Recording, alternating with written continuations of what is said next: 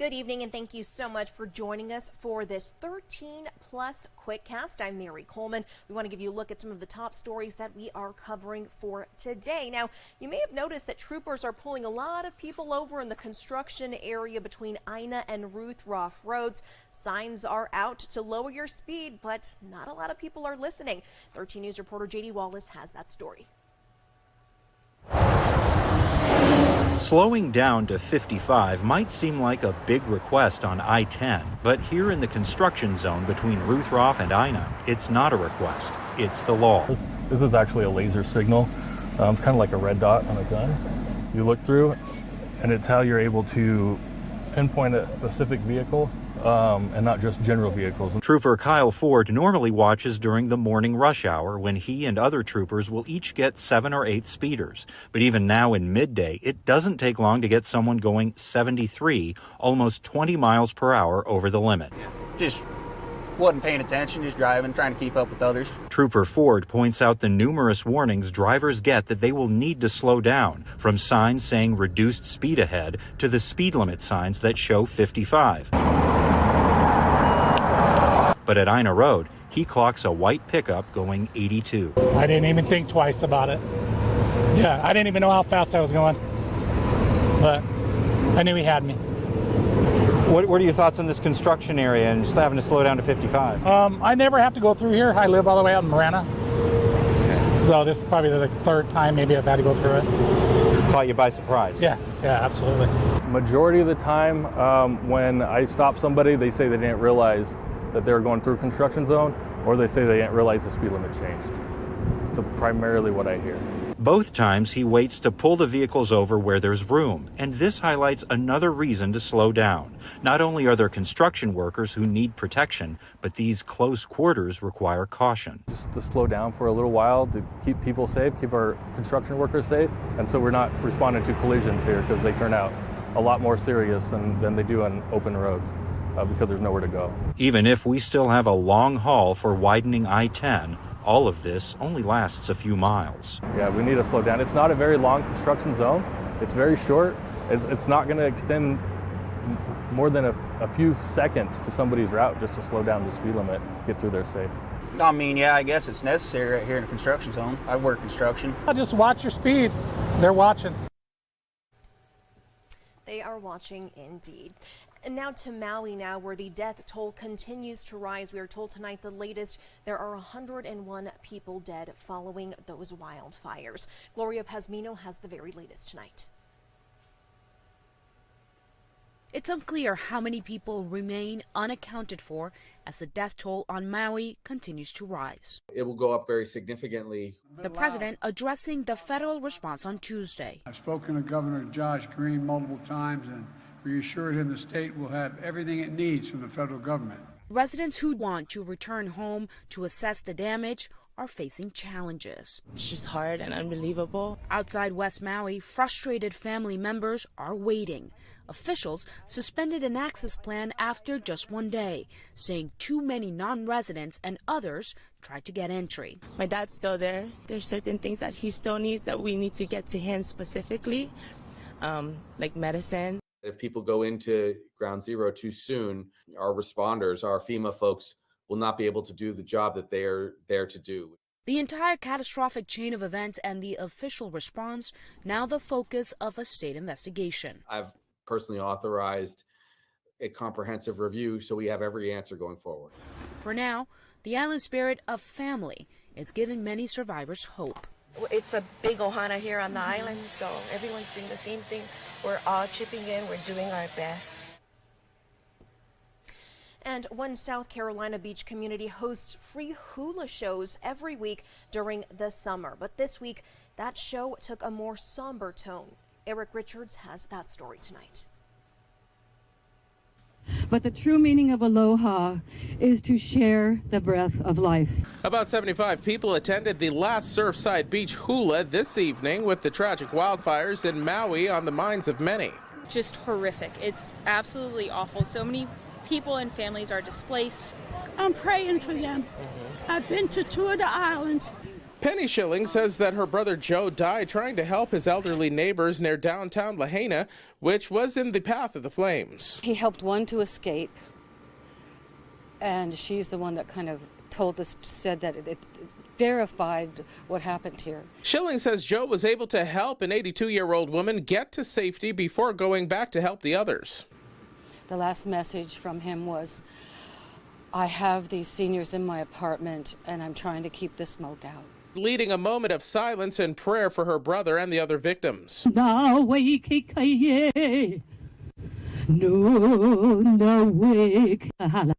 If she had a moment to talk to her brother, Penny says that she would tell him, Joe, I've always known you're a hero, and you're my hero.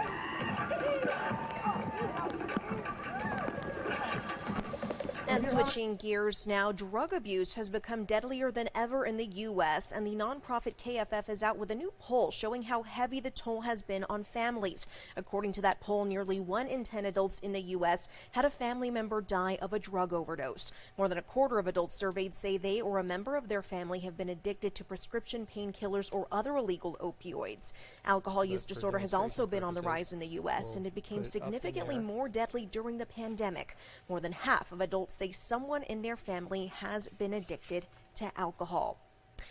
And let's take you to our website right now. Here's one of our stories that is at the top. 2 Sierra Vista women have been indicted in connection with a fatal dog attack months ago. Sierra Vista officials confirmed Shamira Sanchez and Ashley Sanchez were indicted last week on charges of manslaughter, negligent homicide, assault by a vicious animal, and aggressive dog violation. Authorities said 84-year-old Helene Jackson was killed, and Sam Sanchez Jr. was injured in a dog attack that was June 23rd.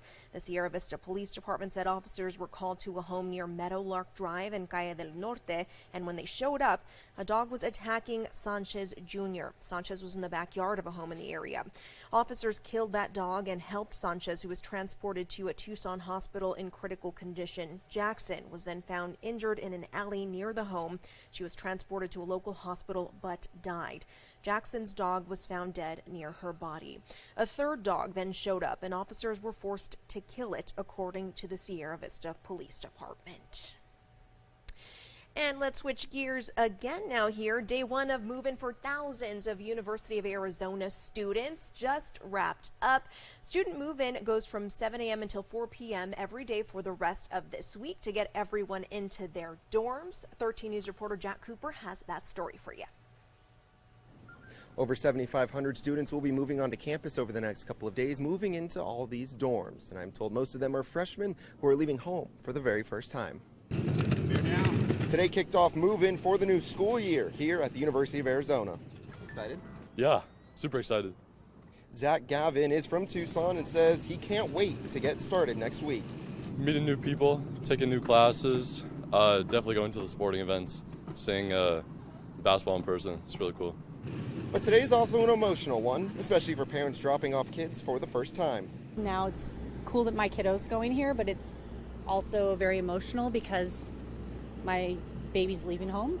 But it's good. I'm proud of her. Now, if you're one of the many families making your way to campus today in the next couple of days, there's some things that you're going to want to know. You'll need to complete the pre-arrival check-in. That will then tell you where to go once you're on campus, and make sure to pack your patience. There will be plenty of people to help families make the chaos of moving in just a little bit easier. Enjoy the day, enjoy the moment, and meet as many people as you can, and really get connected to the university this first week before classes. And once those classes do start, enjoy all that it means to be in college. I want her to enjoy this experience. I can't wait for her to go to games. I mean, when I was here, they won the national championship for basketball, so I hope that she gets that kind of fun experience too. So just really excited for her to experience everything it is to be a college student. Now, leaders, tell me, if you're going to be out here moving in your student over the next couple of days, weather is always a big factor. Make sure you got plenty of water, you find some nice shade, and maybe even wear your favorite U of A hat if you're going to be out here. Reporting at the University of Arizona, Jack Cooper, back to you. Very exciting for all of those students there at the U of A. And speaking of students, eating a balanced meal is critical to the health of children who we know are also starting school. But a report released this year from the U.S. Centers for Disease Control and Prevention shows more than half of children in 20 states didn't eat a single vegetable daily the week before they were studied. Here's the latest in your Health Minute tonight.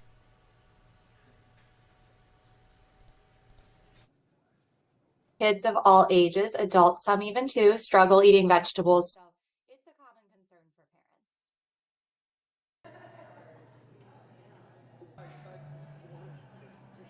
parents, which will help regulate their blood sugar, their bowel movements, their mood and energy levels.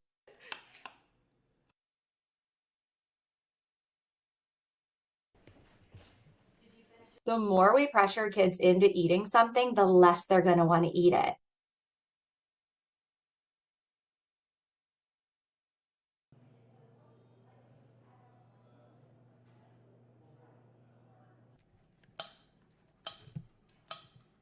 Just put a piece or two of something on their plate and do that every night repeatedly. So they start to learn, hey, this is normal. This is what we're having. Everyone's trying it together.